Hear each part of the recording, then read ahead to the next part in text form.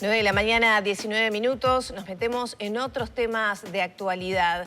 Ni silencio ni tabú, recordemos, es la campaña que llevó a cabo el INJU durante el año pasado para promover la salud mental.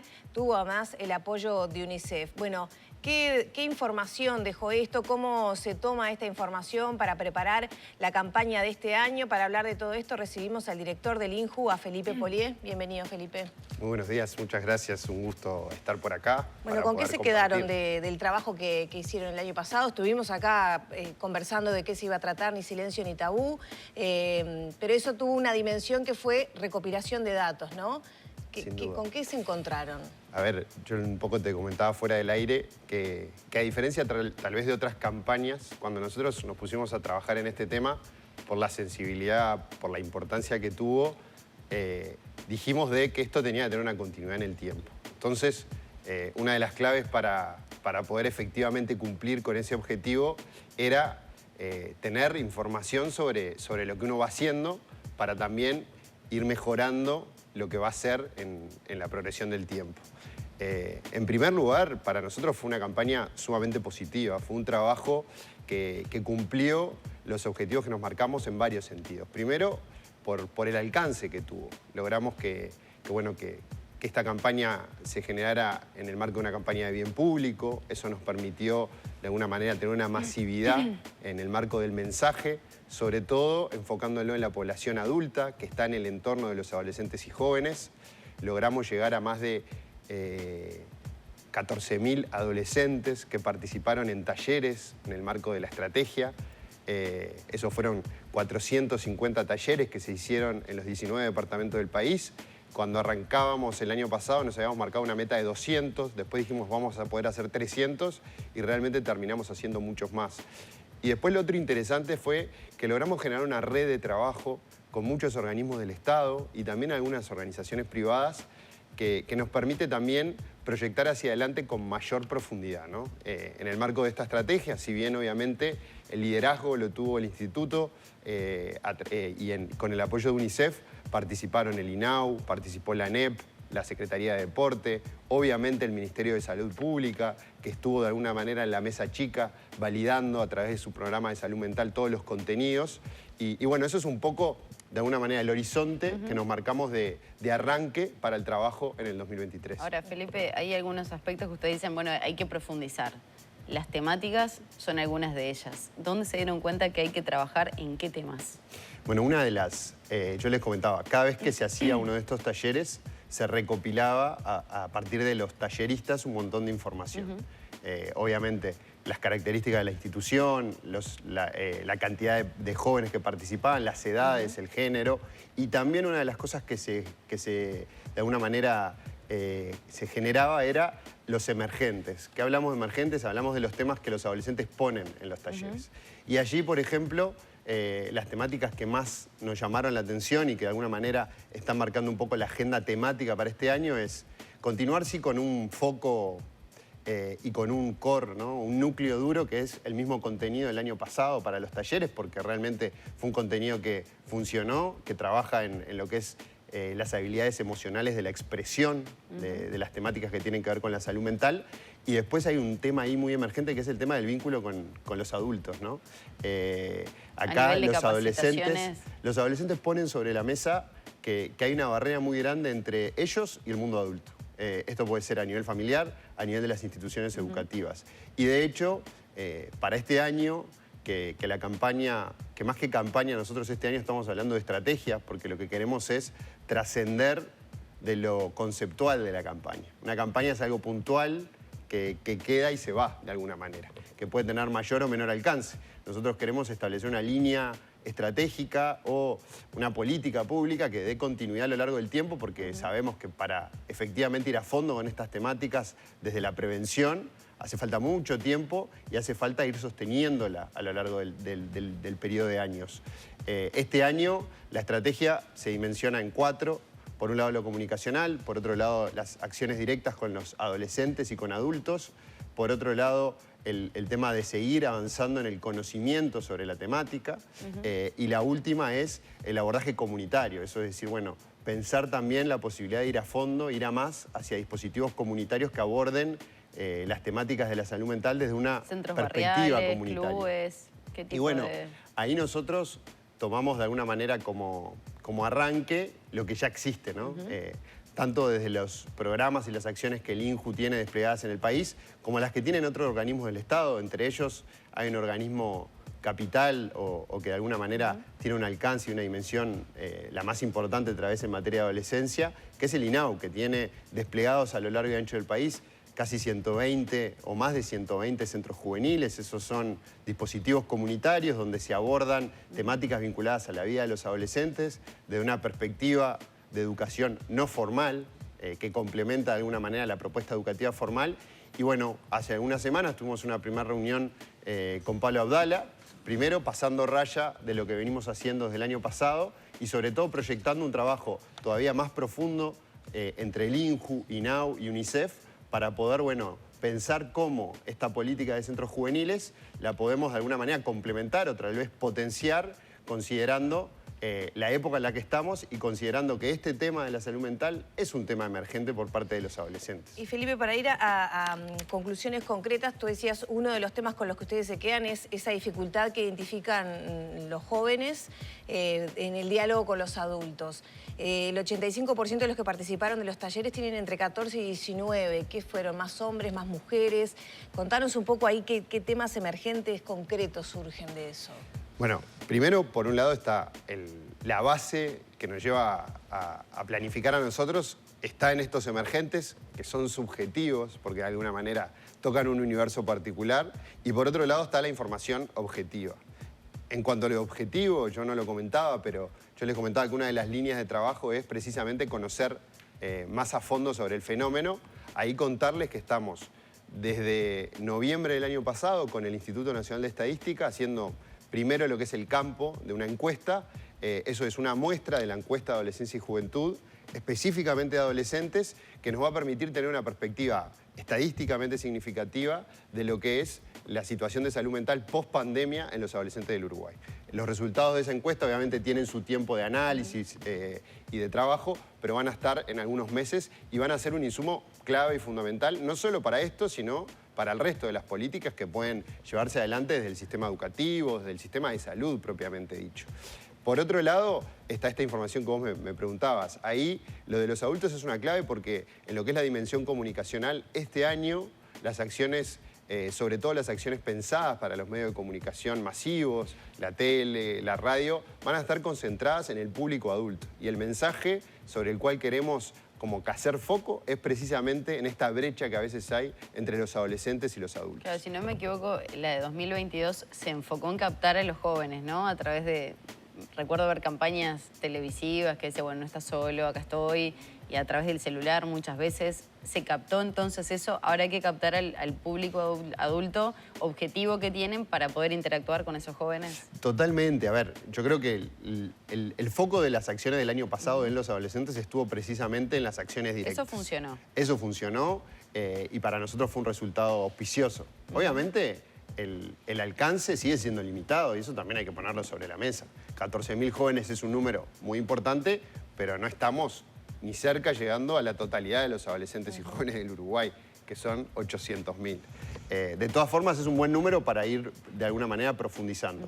Lo que sí vimos, y fue un aprendizaje, es que tal vez tuvimos la oportunidad, que cuando arrancamos no lo teníamos tan claro, de poder generar una campaña de bien público. Eso implica un montón de exposición en los medios tradicionales, ¿no? Radio y televisión. Y ahí vimos que el mensaje allí es para los adultos. Los jóvenes, la realidad es que cada vez escuchan menos la radio y miran menos la televisión. En general, sus medios de comunicación sociales son otros y también este año, bueno, hay algunas acciones pensadas más desde las redes sociales. Pero sobre todo, concentrarnos en ese mensaje. El contenido final, el qué, el cómo, bueno, así como en el 2022, una de las claves de esta campaña fue la participación juvenil, desde la decisión de cómo se llamaba la campaña, a cuáles eran los temas fundamentales, al armar junto a nosotros los contenidos. También este año vamos a involucrar un grupo de adolescentes, que son los del Consejo Asesor Consultivo del INAU, un grupo de adolescentes electos por otros adolescentes que trabajan en temáticas de participación y que van a ser un poco el cable a tierra de esta campaña, ¿no? A veces uno en una mesa planifica, piensa, etcétera, pero cuando se enfrenta a su beneficiario, ¿no?, o al destinatario final, se genera como una brecha enorme. Esta campaña tiene el diferencial desde que arrancamos, involucramos un grupo de adolescentes que participaron en el diseño y participaron en diciembre del año pasado cuando nos reunimos todas las instituciones del Estado a evaluar lo que había sido. En esa reunión era muy lindo ver en una misma mesa a la profesora de psiquiatría pediátrica y a un adolescente de 17 años opinando de igual a igual sobre cuáles habían sido los resultados y las cosas positivas y negativas de la campaña. Felipe, justamente vos lo mencionabas, ¿no? Ministerio de Salud Pública. ¿Cómo? Esto es una campaña que apunta a la prevención, pero Uruguay tiene una tendencia, el crecimiento de la tasa de suicidio, sobre todo en la franja de los más jóvenes, viene creciendo. Obviamente no le vamos a pedir a esta campaña que disminuya la tasa, pero sí que haga un trabajo preventivo. ¿Y qué correlato tiene esto después en la atención, por ejemplo, que cuando se llega al sistema de salud? ¿Se va a trabajar en esa otra dimensión, justamente en esta visión macro de contribuir a disminuir los números?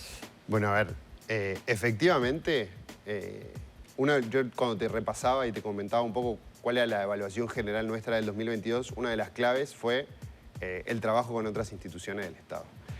Y creo que uno de los objetivos de cuando uno se marca una estrategia así, no es solo lo directo, el impacto que tiene en la persona uno a uno, sino también el impacto que esto tiene en las instituciones. Que nosotros debemos continuar este tema implica que también es un tema de permanencia en la agenda a nivel de todas las instituciones que tienen que ver con adolescencia y juventud. Porque afortunadamente, por lo menos las que tienen que ver desde el sector público, en esta mesa de trabajo están todas las instituciones que tocan a los adolescentes y jóvenes. Eso implica también que tiene que haber un correlato en las políticas sanitarias. Claro, concretamente, hora para atención en salud mental, no solo en Montevideo, en el interior del país. Prestadores públicos, creo que privados. nuestro alcance y nuestro compromiso está en insistir y seguir insistiendo a nivel de los ámbitos de decisión de la política pública para que este tema esté más en la agenda y para que tenga su correlato, no solo en las políticas sanitarias, también en las políticas educativas. Felipe, yo no soy el responsable y no depende de mí realmente eso concreto. Sí el compromiso de seguir en los espacios que participa el Instituto de la Juventud, participo yo como director y como un poco responsable de las acciones de esta campaña, insistiendo para que esos cambios se den en un marco que también hay que entenderlo con la complejidad que tuvo, ¿no? Creo que el sistema sanitario tiene atrasos y tiene complejidades en materia de la atención en salud mental que no son del corto plazo, son más bien del largo plazo. Creo que se ha hecho un énfasis en poner más recursos con la complejidad que a veces tiene, que esto no es solo poner más plata a veces. Es poner más plata, también que los profesionales después accedan a los cargos, acepten tener los cargos y también se desplieguen a nivel territorial en todo el país, que es muchas las dificultades que tiene el sistema de salud. Yo pienso, por ejemplo, todo ese trabajo de prevención, que vos decís, capto a cuántos miles, 14.000, 18.000. 14.000. 14.000. Llevas 14.000, de ahí seguramente hay una determinada cantidad, un grupo que va a necesitar una atención. Si vos lograste todo eso, captarlo, y después en el momento de la atención no está, todo lo que vino para atrás se desmorona. Yo creo que no. ¿O hay alguna forma de sostener esa atención en paralelo, digo, sin sacarle la importancia que tiene que lo vea un profesional en la salud mental? Pero digo, ¿hay una forma de sostener mientras no se llega a esa atención final? Yo creo que no. Ahí discrepo un poco en la visión. Creo que desde el punto de vista de la política sanitaria, y ahí ya capaz que me saco un poco el mote de director de INJU y vuelvo un poco a lo que es mi formación de base, que es de la medicina. Siempre en el análisis de una política, el componente de la prevención es un factor determinante que termina influyendo mucho más en el mediano y largo plazo que las políticas de atención. Está bien lo que vos traés y decís, bueno, ¿qué pasa cuando...?